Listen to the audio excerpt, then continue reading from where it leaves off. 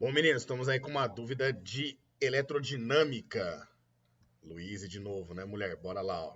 No item A, olha o que você vai ter que fazer, né? Ele deu para você a DDP do gerador. Então ele falou aqui que essa DDP, a força eletromotriz dele vale 20 volts. Ele fala de um capacitor de capacitância 2 vezes 10 a menos 5 farad. A distância entre as placas, né? A distância entre as placas é de 1 centímetro. Muito provavelmente, se for ter que usar esse dado, a gente vai ter que passar para metros, né? A lâmpada que possui uma potência de 10 watts para nós. E duas chaves S1 e S2 que estão a priori desligadas. E o capacitor encontra-se inicialmente descarregado. No item A, com a chave S1 aberta, porém a chave S2, essa daqui, ó, fechada, então ele fecha a chave S2 para nós aqui.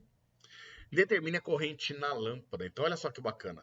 Com a chave S1 aberta, o capacitor ainda não vai ser carregado. Percebam que a DDP, né, aliás, o potencial, maior potencial do teu gerador, ele está aqui atuando, ó, em um lado do nosso resistor. E o outro lado, que é o menor potencial, ele atua do outro lado do resistor. Então a gente percebe que esse resistor, a diferença de potencial que tem nos terminais dele, vermelho e azul, é a mesma diferença de potencial que tem no gerador, 20 volts, certo? Dessa forma, no item A, a gente pode aplicar um pio para essa lâmpada, né? A potência elétrica. A potência vale 10 watts, a corrente é o que eu quero e a DDP que chega lá vale 20 volts, certo? Cortou um zero com zero. A gente vai chegar que essa corrente é 1 dividido por 2, ou que ela vale meio ampere para nós aqui. Beleza, no item A? Bora para o item B, então. Olha só. Em seguida, abrindo-se a chave S2 e fechando-se a chave S1, determine a carga armazenada no capacitor quando este estiver totalmente carregado e a corrente na lâmpada. Então, olha só. Ao desligar a chave S2, eu não permito mais o potencial vermelho chegar nos terminais da lâmpada. Isso significa que agora passa a não ter mais diferença de potencial, né? Na verdade, a gente passa a ter o que nós chamamos de circuito aberto. Se o circuito é aberto, indica que a corrente elétrica na lâmpada, agora nas condições do item B, né? Essa corrente vale zero, pois a lâmpada se encontra em um circuito aberto para nós aqui, certo?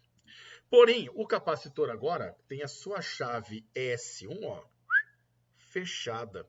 E ao fechar a chave S1, a gente percebe agora que o capacitor de um lado fica ligado ao maior potencial do nosso gerador, enquanto do outro lado ele fica ligado ao menor potencial do nosso gerador.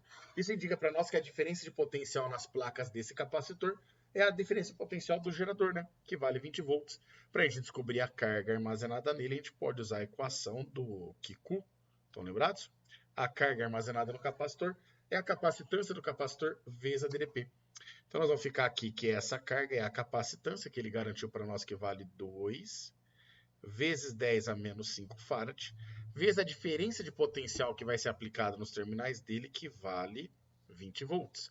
Portanto, nós vamos chegar aqui, essa quantidade de carga vai ficar 40, 20 vezes 2 dá 40, 10 a menos 5 coulombs, ou, se quiser colocar em notação científica, ficaria 4 vezes 10 a menos 4 coulombs para nós, a carga total não, né, mas total, armazenada nesse capacitor. E agora no item C. Com ambas as chaves fechadas, determina o módulo, a direção e o sentido da força que uma carga positiva Qzinho igual a 3 vezes 10 a menos 5 coulombs sofrerá quando colocada entre as placas do capacitor.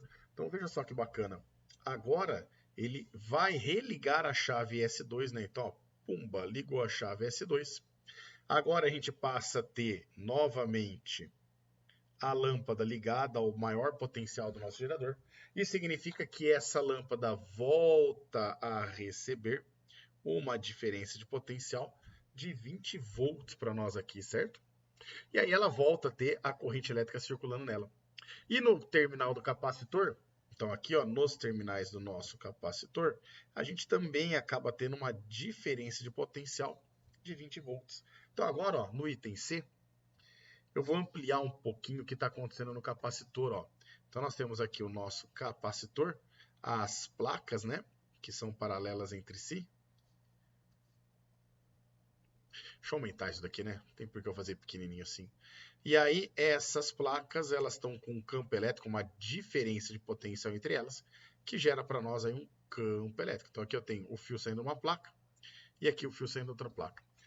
Como nós sabemos que o potencial vermelho é o maior potencial, então aqui eu tenho potencial positivo, entre aspas, né, indicando o maior potencial, e aqui eu teria o potencial negativo.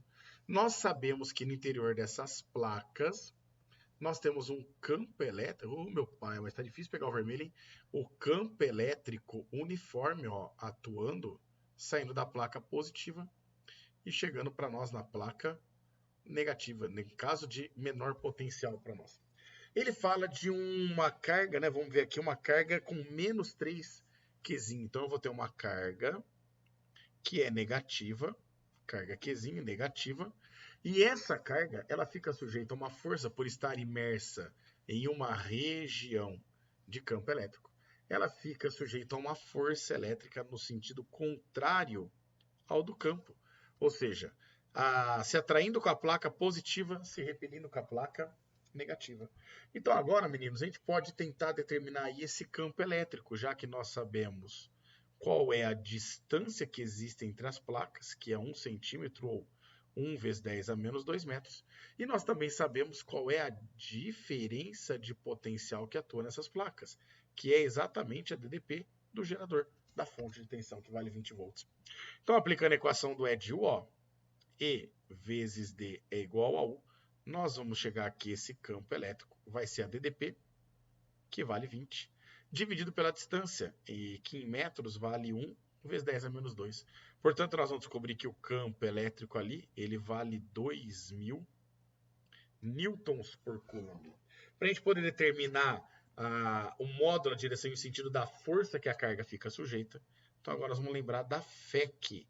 FEC é a força elétrica que vai ser igual ao campo elétrico que a carga está sujeita, vezes a carga. O campo elétrico nós acabamos de ver que vale 2.000 newton por coulomb. E a carga elétrica, ele deu como 3 vezes 10 a menos 5 coulombs. Portanto, a gente vai chegar aqui, essa força elétrica, ela vai ficar 2.000 vezes 3 dá 6.000. 6.000 é a mesma coisa que 6, 10 a terceira. 10 a terceira com 10 a menos 6, a gente chega que isso daqui vale 6. 10 a menos 3 newtons. Ou se você quiser esnobar, esse 10 a menos 3 equivale a 1 mili para nós, certo? Então ficaria 6.000 newtons. Bom, ele pediu direção. Então seria necessário que você escrevesse a direção. A direção dele é horizontal. O sentido,